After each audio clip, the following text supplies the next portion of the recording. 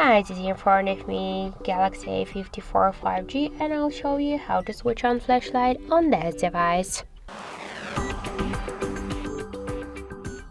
So first we should open the control panel and find here the torch icon. Just to activate flashlight, we should click once on the torch icon, and now we can see that the flashlight successfully activated.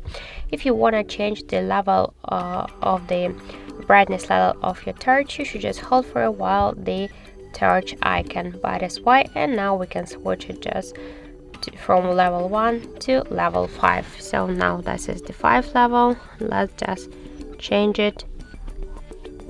As we can see, we just make it successfully. So just to turn off the torch, we should click here on the torch icon, and that's it.